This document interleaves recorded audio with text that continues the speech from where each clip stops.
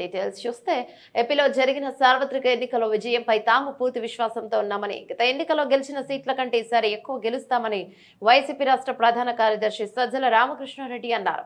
శుక్రవారం ఆయన తాడేపల్లిలోని ఆ పార్టీ కేంద్ర కార్యాలయంలో మీడియాతో మాట్లాడుతూ ఓటింగ్ సరళిని చూస్తే ప్రభుత్వం వ్యతిరేక ఓటు అనుకోవద్దన్నారు.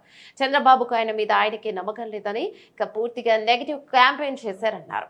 కుట్రపూరితంగానే కేంద్రం సహాయంతో కొందరు అధికారులను ఏపీలో తప్పించారని, ల్యాండ్ టైటిలింగ్ యాక్ట్ పై చంద్రబాబు అర్థం లేని ఆరోపణలు చేశారన్నారు. వాళ్ళు ఎంత ఉత్సాహంతో పోలింగ్ లో పార్టిసిపేట్ చేశారు, అందులో ముఖ్యంగా మహిళలు పోలింగ్ పర్సెంటేజ్, ఇవన్నీ చూసిన తర్వాత ఎవరు అంచనాలు వాళ్ళు వేసుకోవచ్చు. మాకైతే ఖాయంగా కనపడుతోంది గవర్నమెంట్ వస్తుంది, చాలా బాగా వస్తుంది. మొన్నటికి అంత కూడా జరిగింది, మిగిలిన చోట్ల జరిగిన చోట్ల కూడా పోలింగ్ పర్సెంటేజ్ పెరిగాయి. ఓటింగ్ జరిగే శాతాన్ని బట్టి చూసి యాంటీ ఇన్కంబెన్సీ అనుకుందామంటే, మీరు గమనించిన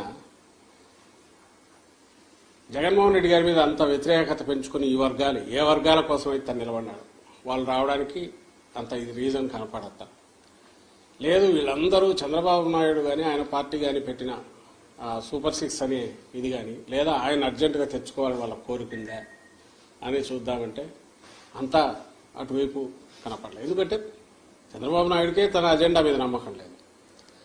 ఆయన సూపర్ 6 గురించి కూడా ప్రచారం చేసుకోవాలి. ఆయన ఎంతసేపు ఉన్నా జగన్మోహన్ రెడ్డి గారి మీద వ్యక్తిగతంగా దాడులు, లేదా వివేకానంద రెడ్డి హత్యను, ఇంకా గొడ్డలు ఎనడము, ఇంకోటి కుటుంబం దీన్ని వాళ్ళకి సంబంధించిన కుటుంబ సమస్యల తీసుకొచ్చి పెట్టడము, లేదు లాస్ట్లో ల్యాండ్ టైటిలింగ్ యాక్ట్ అని ఇంకోటి తీసుకొచ్చి ఒక అర్థం లేని ఇది, దేన్నైతే వాళ్ళు ఆ రోజు సపోర్ట్ చేశారు, దేన్నైతే ఈరోజు ఐ థింక్ నీతి ఆయోగ్ వాళ్ళ దాంట్లో కూడా ఉంది, దాన్ని ఒక ఇష్యూ కింద చేసి ఆయన ఇచ్చిన హామీలే గట్టిగా చెప్పుకోలేని వచ్చాడు.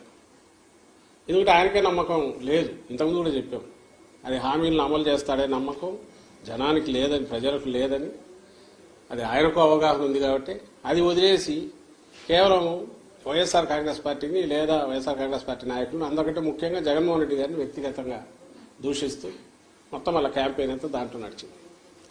సో ఆ నేపథ్యంలో ప్రజలు ఆయన ఇచ్చిన హామీల మీద నమ్ముకొని వచ్చింటున్నారనడానికి అది కనపడట్లా. ఉంటే ఆయనే చెప్పేవాడు దాని గురించి, వాళ్ళు దాని గురించి మాట్లాడేవాడు. వేరే మా నాయకుడు ఆయన మొత్తం ఒకే థీమ్ మీద మీరు గమనిస్తే, ఈ 5 ఏళ్ల పాటు తాను రాష్ట్ర అభివృద్ధికి సంక్షేమం ద్వారా, లేదా మొత్తం డీసెంట్రలైజేషన్ ఆఫ్ పరిపాలన, సుపరిపాలన అందించడం ద్వారా తాను ఏం చేశాడో ఇవే చెప్పాడు. ఇవి కంటిన్యూ కావాలా అనుకుంటే నన్ను దీవించండి అని అడిగాడు. ఈ థీమ్ బలంగా కంటిన్యూస్ జనంలోకి వెళ్తూ వచ్చింది. మేము ఎప్పుడు చెప్తుండేవాళ్ళం కదా, 87% లబ్ధిదారులు ఏదో ఒక రూపంలో బెనిఫిట్ పొందిన వాళ్ళందరూ అవును ఇది నిజం అనుకున్నారు. కరెక్టే కదా, ఇది కంటిన్యూ అయితే మా బతుకుల్లో ఇంకా మెరుగైన మెలుపు వస్తుంది, మేలు మలుపు వస్తుంది, ఇంకా వెలుగు పెరుగుతుంది, కుటుంబం అభివృద్ధి జరుగుతుంది అని వాళ్ళు నమ్మారు. ఏదైతే హోప్ పెట్టుకున్నామో వాళ్ళు ఓన్ చేసుకున్నారు ఈరోజు. అది కనపడుతుంది. అంటే మా దాంట్లో ఇది క్రిస్టల్ క్లియర్గా ఒక వ్యాలిడ్ రీజన్ కనపడుతుంది. నాకు టీడీపీ వైపు నుంచి ఒక్క రీజన్ చెప్పండి, మేము మీడియానే అడుగుతున్నా, ఇదిగో ఈ రీజన్ వల్ల వీళ్ళకి వచ్చి ఉండొచ్చు కదా అని అనుకోవడానికి ఒక్కటి చెప్పండి. అప్పుడు ఇదే వస్తుంది. అయినా సరే వాళ్ళు బింకంగా ఏదన్నా అనుకుంటే ఆయన చంద్రబాబు నాయుడు గారిని చూస్తే మీకే తెలుస్తుంది. ఆయన ఈ మధ్య మామూలుగా అయితే ఆయన బయటికి రాగానే, ఎన్నికలు రాగానే 2000 చూపించి విక్టరీ సింబల్ ఏదో చూపించాల్సిన ఆయన అది చేయట్లా. ఆయనకు డౌట్ వాళ్ళకు తెలుస్తుంది. It is well return on the wall. రేపు June 4th దీంట్లో కౌంటింగ్లో రాబోతుంది. అది దానికి సరైన కారణం ఉంది.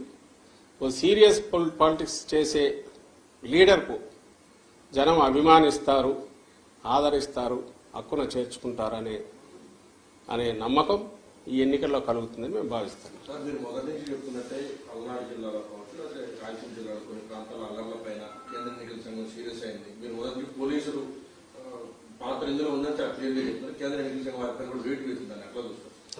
దానికి ఇప్పుడు పురంధేశ్వరి గారు కూడా కొంతమంది అధికారులు మార్చమన్నారు. ఎక్కడైతే అధికారులు మార్చిన దగ్గర ఇటువంటి ఘటనలన్నీ కూడా దాన్ని ఎలా చూస్తారు? ఇప్పుడు మీరే గమనిస్తే ఈరోజు చూశాను, నాకు ఈనాడు బ్యానర్ హెడ్ ఐ థింక్ సరిగ్గా లాస్ట్ మంత్ ఎప్పుడైతే అందరినీ బదిలీ చేసినప్పుడు లేదా వాళ్ళ మీద యాక్షన్ తీసుకోవాలని చేసి బదిలీ చేసి మార్చినప్పుడు ఎస్పీలు కానీ కలెక్టర్లను కానీ ఈడ్చి పారేసిన ఈసీ అని ఒక పెద్ద బ్యానర్ హెడ్డింగ్ పెట్టి వేశారు. ఆ రోజు నుంచి చెప్తున్నాం, ఈ పురంధేశ్వరో ఇంకోరో మాకు ఇదిగో ఈ కంప్లైంట్లు ఉన్నాయని అపోజిషన్ రాయడంలో తప్పేం లేదు. కానీ ఎవరిని పెట్టాలని కూడా వాళ్ళే సజెస్ట్ చేశారు. ఎప్పుడైతే కూటమి ఫామ్ అయిందో అప్పుడే చంద్రబాబు నాయుడు గారికి ఫ్రీ హ్యాండ్ ఇచ్చినారేమో అని అనిపిస్తుంది పైన నుంచి. ఆ మేరకు కొంచెం ఒత్తిళ్లు పనిచేసాయనడానికి బలమైన ఇది ఆ రోజు హడావుడిగా అంతమందిని మార్చడం.